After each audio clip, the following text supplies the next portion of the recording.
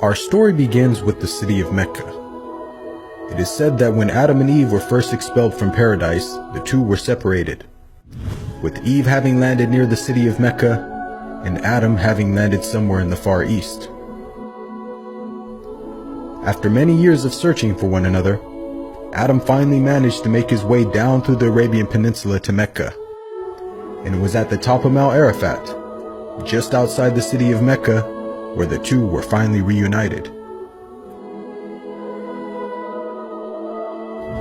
Mecca is also significant because it is considered the first place on earth that God Almighty was worshipped alone. And so, it was at that very spot that Abraham and his son Ishmael built the first house of worship for God.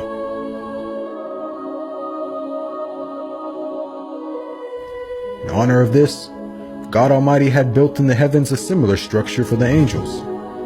And it is said that every day, 70,000 angels come to that building to perform their prayers and then leave, intending never to return again.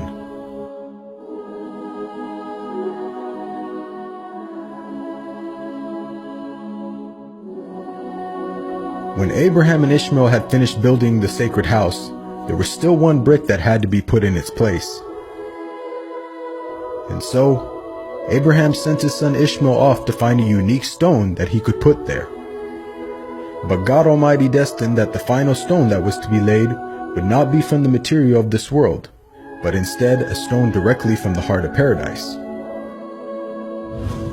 The angel Gabriel then brought the stone down to Abraham, who proceeded to put it in its proper place. It is said that when the stone first came down, it was a pure white color. But due to the impurities of this world and the sinfulness of man, the stone slowly began to fade and eventually turned black. As time passed, the city began to develop, with the people of Mecca remaining upon pure monotheism, worshiping one God alone.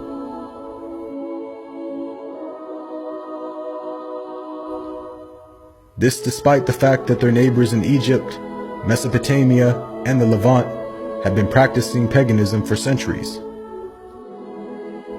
But this was all to change when a merchant by the name of Amr ibn Luhay had decided to conduct his business outside of Mecca. Amr then proceeded to journey northwards until he reached the lands of Levant.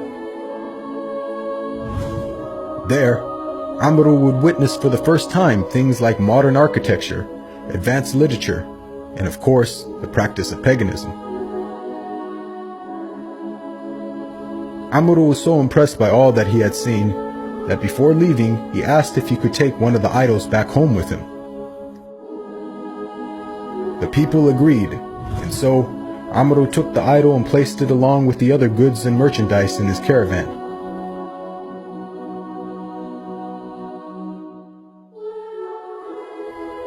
He then set out southwards, back towards the city of Mecca. When Amr arrived back home, he immediately took the idol and placed it right in front of the sacred house. He then proceeded to tell the people that this was now going to be the God that they worship. Sadly, this concept faced little, if no resistance.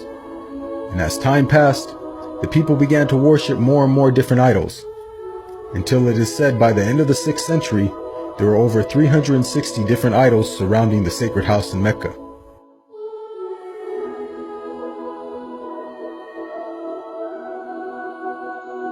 As the years passed and paganism became more prominent throughout the world, the people who still practiced monotheism knew that the coming of a new prophet was close at hand. And so, either through deductive reasoning or through interpretation of their holy text, many had concluded that the Arabian Peninsula was the most probable place God would send his new prophet. For at the time, the Roman Empire and the Persian Empire had extremely repressive governments and were hostile towards any type of rebellion, be it ideologically or politically.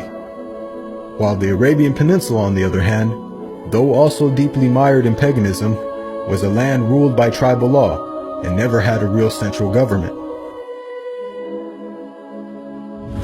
As time went by, It appears that more and more people began to move down to the Arabian Peninsula to await the coming of the next prophet.